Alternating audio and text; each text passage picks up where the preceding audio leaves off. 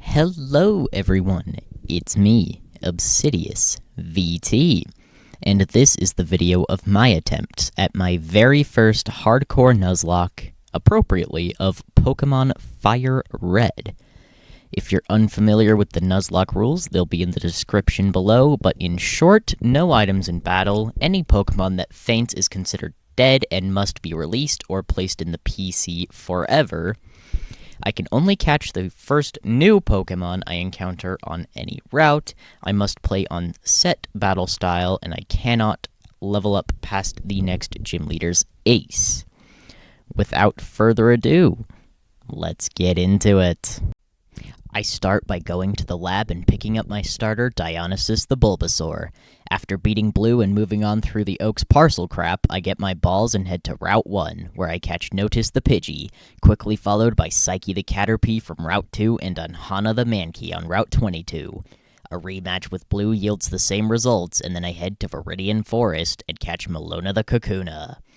After training up to the level cap and evolving Psyche and Melona into their final forms, I head to take on Brock, who's an easy Vine Whip sweep from Dionysus. I head east to Route 3, where I catch Eos the Spearow, followed by Mycelia the Paris in Mount Moon.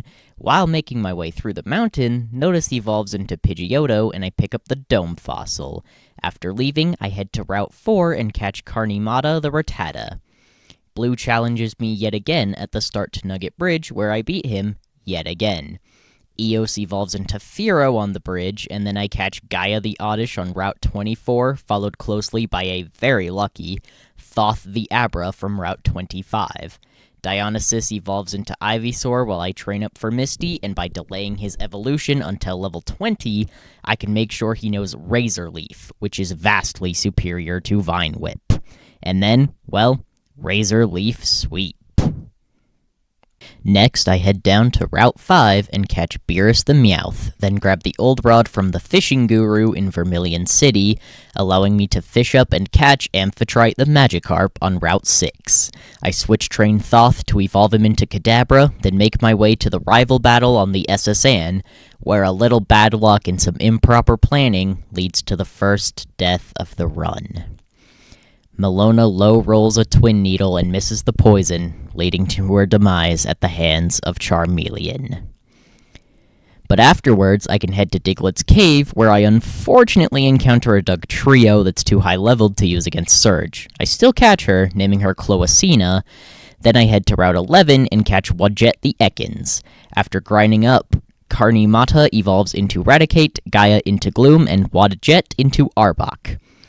By making sure Carnimata's poisoned by an Ekans from Route 11, I can guarantee the one-hit KO on Lieutenant Surge's Voltorb with a Guts-boosted Hyper Fang. The first misses, but the second hits, bringing in Pikachu. Carnimata misses another Hyper Fang as Pikachu sets up a double team, so I switch into Gaia on another double team.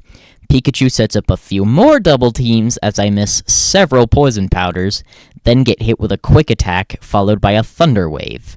I finally land Poison Powder after several Sweet Scents, then switch into Thoth, who can take the KO with a Psybeam. Next is Surge's ace Raichu, who takes about half from a Psybeam and retaliates with a Thunder Wave, paralyzing both Thoth and himself, due to Thoth's Synchronize ability.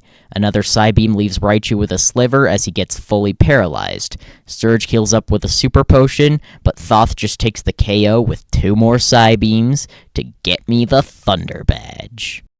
So I bring Amphitrite onto the team, evolving her into the powerhouse that is Gyarados, then head to Route 9, where Unhana kills herself in confusion. That sucks. But on Route 10, I can go catch Origin the Voltorb, closely followed by Rhea the Geodude from Rock Tunnel.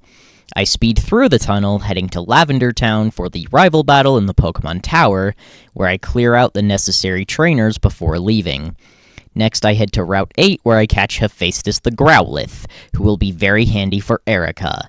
Then I head to Celadon City, where I make some stupid decisions and lose Eos to a gym trainer's Ivysaur. I replace her with Notice, then evolve up Hephaestus into Arcanine, who I lead into the battle against Erica.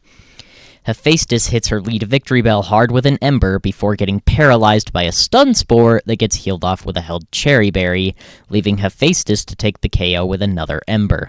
This brings in Tangela, who falls to a single ember, leaving her with her ace, Vileplume. Another ember does about half and gets a burn before Erica misses a stun spore.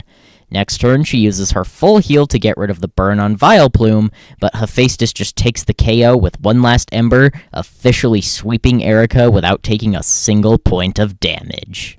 Afterwards, I bring an evolved-up Rhea onto the team before cleaning out the Rocket hideout, then heading to Lavender Town, where I catch Melanoa the Ghastly and save Mr. Fuji.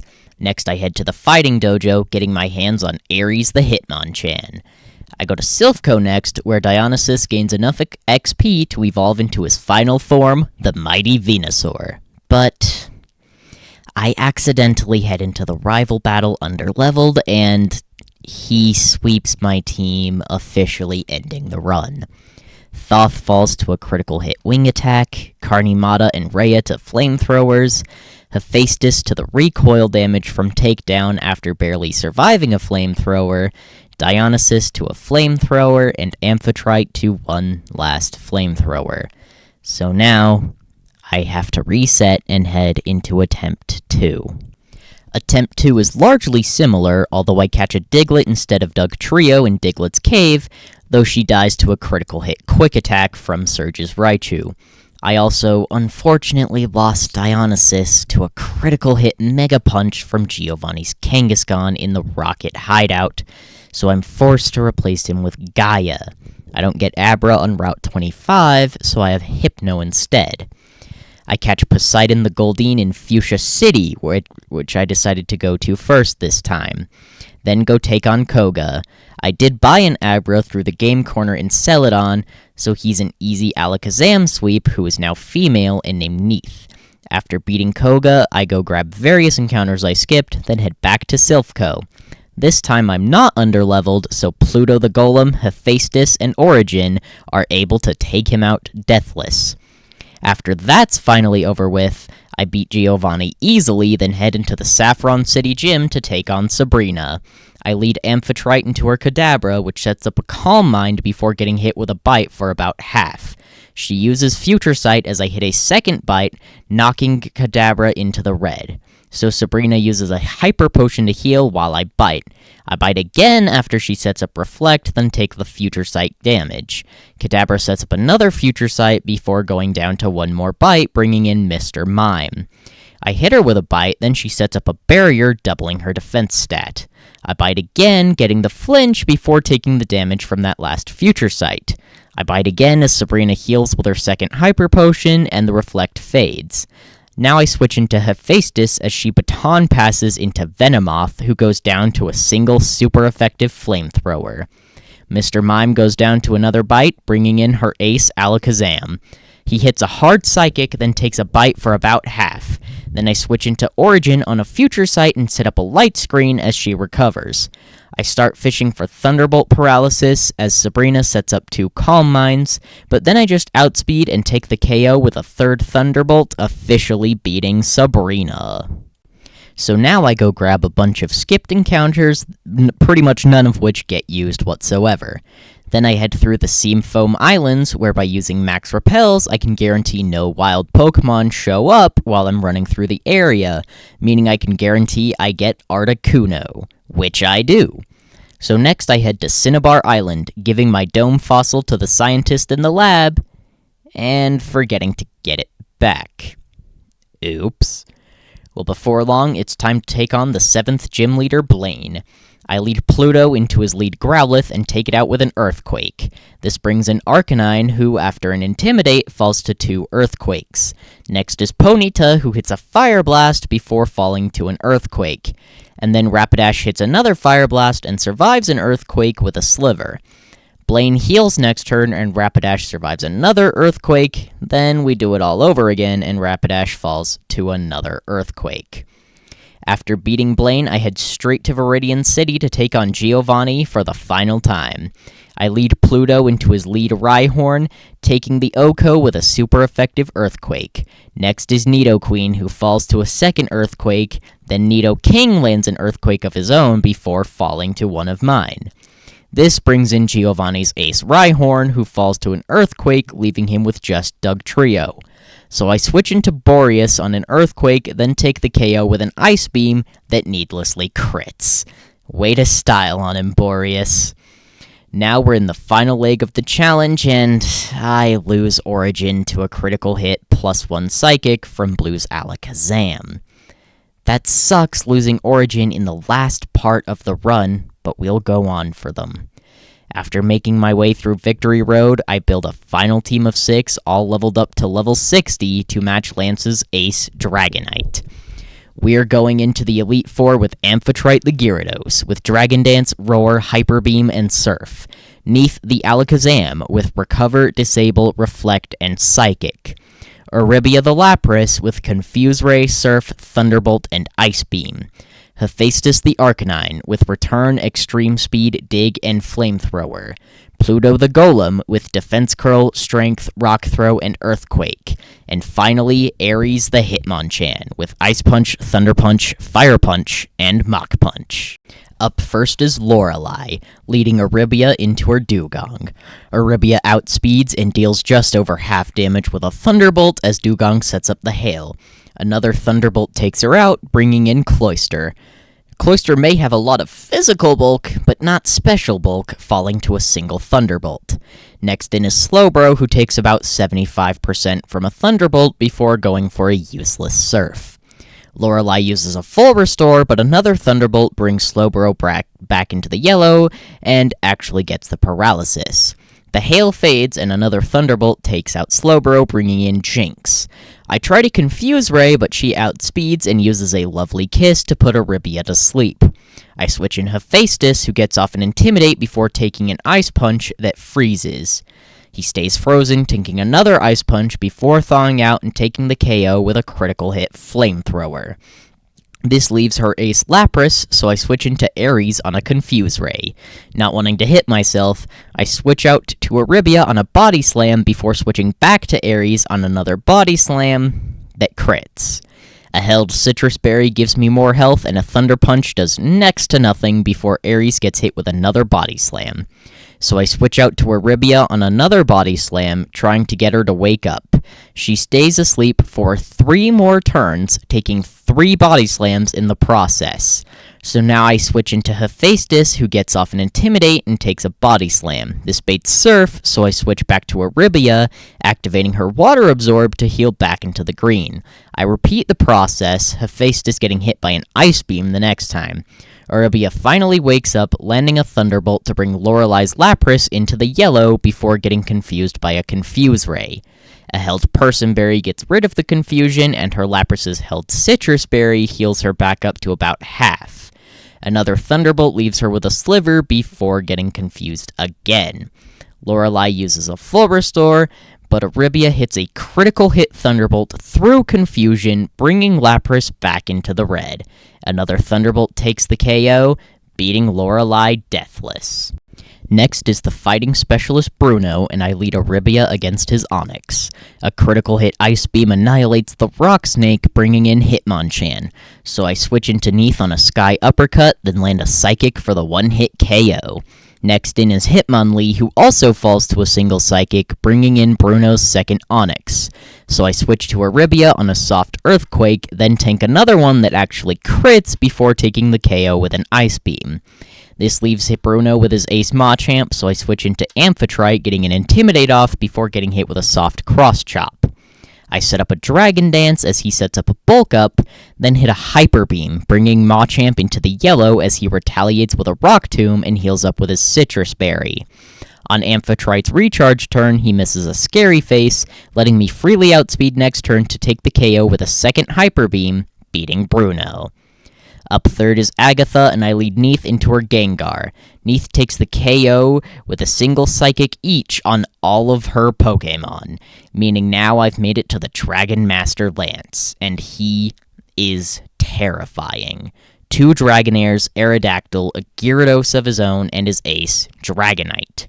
This isn't going to be easy, but here we go. I once again lead Aribia against Lance's Gyarados, taking a Dragon Rage before getting the Oko with a quad-effective Thunderbolt. Next is Aerodactyl, who lands an Ancient Power before taking over half from a Thunderbolt. I switch into Amphitrite on another Ancient Power, and then Aerodactyl gets a critical hit Hyper Beam, killing Amphitrite. Now I send in Ares, who hits a Thunder Punch on Aerodactyl's recharge turn. After a full restore, another Thunder Punch is nowhere near enough for the KO, and Ares takes a Wing Attack before hitting another Thunder Punch, bringing Aerodactyl into the red and paralyzing it. This means Ares is free to outspeed and take the KO with another Thunder Punch, bringing in Lance's Ace Dragonite. I immediately switch into Pluto, who can tank a Wing Attack. An Outrage does big damage before I retaliate with a Rock Throw for just under half, but another Outrage takes Pluto down, meaning I've now lost 2 teammates to Lance. I switch into Aribia, who can tank an Outrage before retaliating with a quad-effective Ice Beam for the KO. Next is the first of Lance's 2 Dragonairs, so I switch into Neef on a Hyper Beam that does just over half. I retaliate with a Psychic, bringing Dragonair into the red. Lance uses a full restore as I Psychic again, high-rolling this time, taking out Dragonair. Now Lance just has his last Dragonair. I go for a Recover, then get hit with a Hyper Beam. Another Psychic brings this Dragonair into the red as a held Lepa Berry restores my Psychic PP before one last Psychic takes the KO, officially beating Lance. This brings me to the last battle of the challenge. One final match against Blue. He's definitely got the numbers advantage, but that doesn't mean I can't win, so let's do this. I lead Aribia one final time against Pidgeot, tanking an Aerial Ace before retaliating with a Thunderbolt for just over half. I click Thunderbolt again, but Blue switches into his Rhydon. I outspeed it next turn, taking the KO with a super effective Ice Beam, bringing in Exeggutor. I hit it with an Ice Beam as he sets up Light Screen. A full restore means another Ice Beam doesn't kill, and the Light Screen means it doesn't even do half. Another Ice Beam brings Exeggutor into the red again as it heals up with a Giga Drain. I send in Hephaestus on another Giga Drain, taking the KO with a Flamethrower. Next in is Gyarados as Light Screen wears off, so I switch into Aribia on what should have been a Surf but was actually a Dragon Rage. So I switch into Hephaestus on a Thrash, trying to bait out Surf.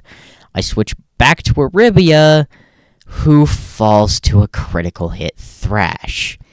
So I send in Ares, who does about a third with Thunder Punch before taking a Thrash. Another Thunder Punch brings Gyarados into the yellow, and it hits a Dragon Rage through Confusion. Another Thunder Punch takes the KO, bringing in Pidgeot. I decide to sack Ares for the safe switch into Hephaestus, who lands an Extreme Speed to bring Pidgeot into the red before taking a soft Aerial Ace. A full restore means another Extreme Speed doesn't KO, but critical hit Flamethrower the next turn does. This brings in Alakazam, so I try to dig, but fall to a Psychic. This makes it Neith versus Alakazam, and, well, several minutes of using all my moves leads me to taking out the Alakazam with struggle before inevitably falling to Charizard, meaning I've wiped to the last Pokemon of the run. It sucks to lose so close to the end, but there was definitely several things I could have done better. I could have been better with EV training. I could have brought literally anything into the Elite Four other than Hitmonchan. Prior to Generation 4, all these elemental punches were special moves, so trying to use the old-fashioned Hitmonchan elemental punch strat was a pretty poor choice.